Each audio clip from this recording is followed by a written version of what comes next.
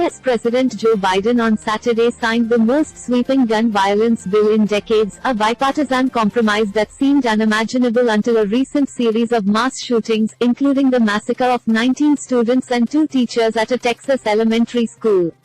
Lives will be saved, he said at the White House. Citing the families of shooting victims, the president said, "Their message to us was to do something. Well, today, we did."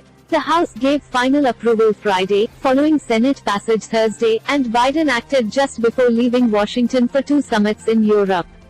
The legislation will toughen background checks for the youngest gun buyers, keep firearms from more domestic violence offenders, and help states put in place red flag laws that make it easier for authorities to take weapons from people adjudged to be dangerous.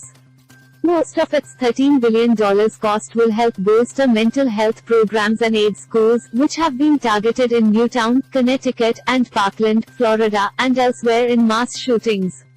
Biden said the compromise hammered out by a bipartisan group of senators doesn't do everything I want, but it does include actions I've long called for that are going to save lives. I know there's much more work to do, and I'm never going to give up, but this is a monumental day, said the president, who was joined by his wife, Jill, a teacher, for the signing. He said they will host an event on July 11 for lawmakers and families affected by gun violence.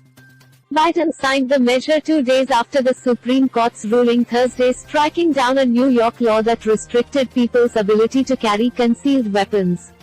While the new law does not include tougher restrictions long championed by Democrats, such as a ban on assault-style weapons and background checks for all gun transactions, it is the most impactful firearms violence measure produced by Congress since enactment of a long-expired assault weapons ban in 1993.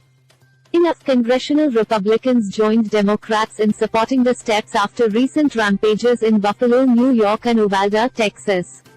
It took weeks of closed-door talks, but senators emerged with a compromise.